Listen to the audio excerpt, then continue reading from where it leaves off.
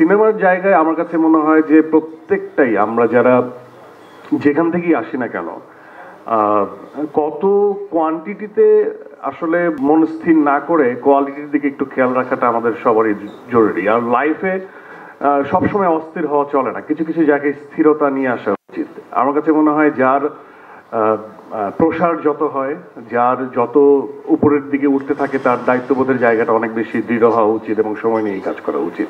তারপরে তো আমরা যেটা চাই সেটা আসলে এক্সিকিউট হয় না, বাট সেটা সময় নিলে সেটার পার্সেন্টেজটা আসলে আমরা বাড়াতে পারি পসিবিলিটির দিকে, মানে ভালোর দিকে।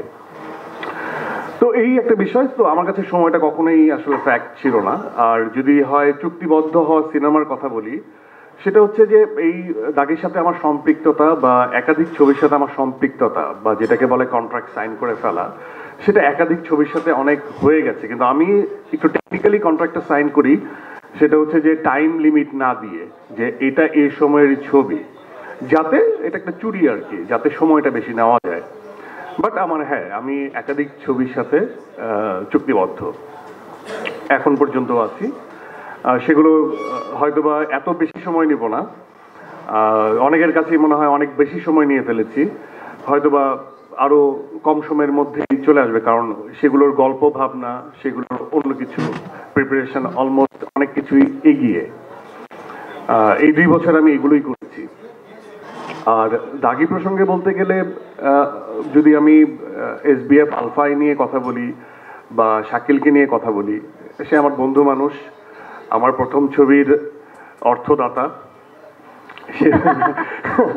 সে প্রডিউস করেছে। ঝগড়া প্রচন্ড করি আমি, এটাকে মানুষ ঝগড়া বলে বা বাহাস বলে হয়তো বা, বাট আমি আসলে এটাকে ঝগড়া বলি না, আমি বলি হচ্ছে আমি আসলে আমার প্রত্যেকটা সেক্টরে আমার গুরু আছে। আমি তাকে দেখলেই নস্টালজিয়া হয়ে যাই, সেই 2005-06 দিকে। একজন গাজী রাকেত, উনি আমার সিনিয়র, আমার গুরু, আমার বন্ধু মানুষ। তখন তার সাথে কনভারসেশন হতো, তো বলতো যে তুই পারবি, আমি বলতাম কিছু হবে না। কিন্তু ওই যে একটা ওই যে আমি বলি সবসময় যে মডেলদের দ্বারা অভিনয় হয় না, এই লাইনটা, এবং তার সাথে আমার দীর্ঘ আলাপচারিতা, যে আমি ডিফারেন্ট ক্যারেক্টার পোর্ট্রে করতে চাই, তার উৎসাহ, সবকিছু মিলে যে হয়তো বা কোনো একটা জায়গায় কিছু একটা হয়ে যায়। এখন আসি আমার পাশে যারা বসে আছে তাদেরকে নিয়ে। সুনেরাকে নিয়ে প্রথমে বলবো, কারণ হচ্ছে সুনেরার সাথে আমার প্রথম স্ক্রিন শেয়ার।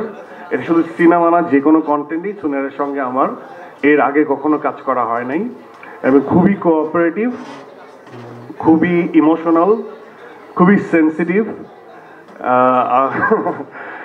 তো আমার মনে হয় যে একজন পারফর্মারের এই ধরনের এক্সপ্রেশন বা এই ধরনের বিশেষণ থাকা উচিত, নাহলে পারফর্মার হওয়া যায় না। যারা কমপ্লিকেটেড তাদের মধ্যে ইমোশনটা বাইরে আসে না, বের হয়ে আসে না। সো আমার মনে হয় যে আমি স্ক্রিনে দেখেছি, ওর কাজ আমার দেখা আছে, খুবই ট্যালেন্টেড একজন মানুষ, এবং আমি ওকে থ্যাঙ্কস জানাতে চাই যে নিজেকে দাগির সাথে সম্পৃক্ত করার জন্য। Thank you so much.